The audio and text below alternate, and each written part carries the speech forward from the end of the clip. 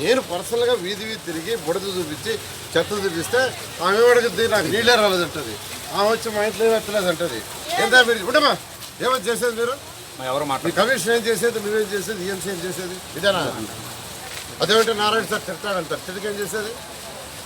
వాళ్ళు వస్తే ఇంత గయ్యం తగులుకున్నారు. రియాలిటీ పోతాం పట్టాలి. తమ చెత్త ఎక్కడ చూస్తారు? భయపడి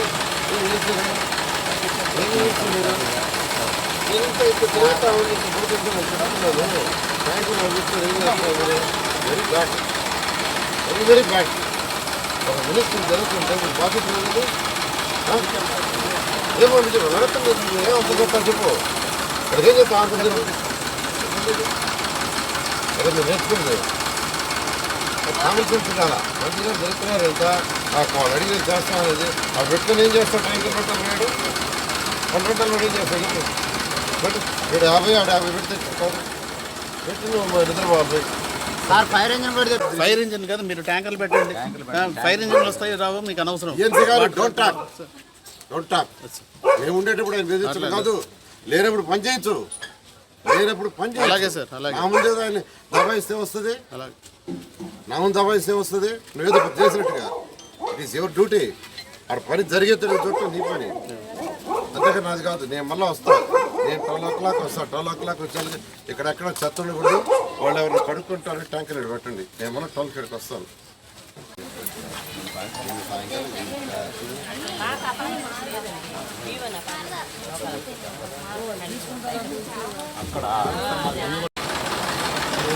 ఎంతమంది మనుషులు ఉన్నారు?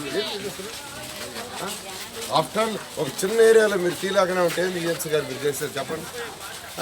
చిన్న ఏరియా ఇది అయిపోయింది. 32 డివిజన్లు అన్నీ అయిపోయినాయి. ఈడ 10 వీధులు, ఆడ 10 వీధులు ఉన్నాయి. మ్యాన్ పవర్ అంతా ఉంది. ఏ కమిషనర్ చెప్పండి అంటారు? ఎప్పుడంటే సార్ నీకు చెప్పాను కదా, నేను చెప్పలేదా? ఆయన చెప్పాను. నేను ఇస్తాను పట్టుకున్నారు. వాళ్ళు పట్టుకోండి కరెక్టే. ఇక్కడ మనసు ఇస్తాను పట్టుకోండి. నీ ఎల్సీ మీరు తెలుస్తుంది.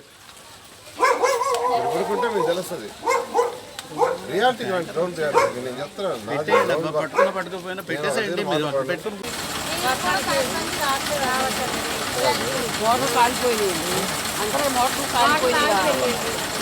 అందరికీ నమస్కారాలండి.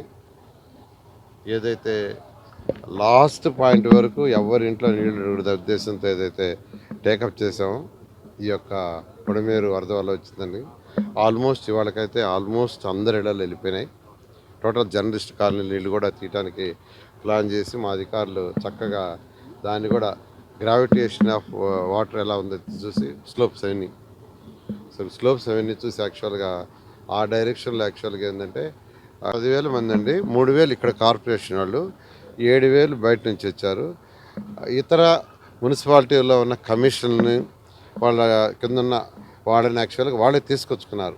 ఎక్విప్మెంట్ కూడా వాళ్ళని తెచ్చుకోమని. మనుషులు వచ్చి మాత్రం కాలువలో పూడికి తీయాలన్నా ఏం చేయాలి వాళ్ళే తీసుకొచ్చుకున్నారు. ఒక్కొక్కరికి ఒక్కొక్క సచివాలయం అని 4-5 సచివాలయాలని వార్డులని డివైడ్ చేసాం. 32 వార్డులని ఆ విధంగా డివైడ్ చేయడం వల్ల డీసెంట్రలైజేషన్ ఆఫ్ వార్డులో చక్కగా చేశారు. ఓకే, ఖచ్చితంగా నేను చెప్పేదానికంటే ప్రజలు చెప్తున్నారు. నేను చెప్పేదానికంటే ప్రజలు చెప్తున్నారు. ఎక్కడన్నా 1-2 అంటే ఇవాళే నీళ్లు పోయినాయి ఈ ఏరియాలో, ఆ బుడ తీయాలి, కొద్దిగా టైం పడుతుంది. దానికి వాళ్ళకు కూడా ఎవరికైనా గంటల్లో తీసేయాలని కోరుకుంటుంది. వాళ్ళు తప్పులేదు ఎవరికైనా. ఎందుకంటే 14 రోజులు సఫర్ అయ్యి ఎక్కడో బయట ఎవరో ఇంట్లో ఉండి వాళ్ళు వచ్చారు. వాళ్ళు వచ్చారు తిరిగి. సో నీళ్లు పోయినాయి కదా, ఇమీడియట్గా క్లీన్ చేసుకోవాలా, చెత్త తీసారంటుంది. వాళ్ళ యొక్క ఆతృత కరెక్టే, తప్పట్లేదు.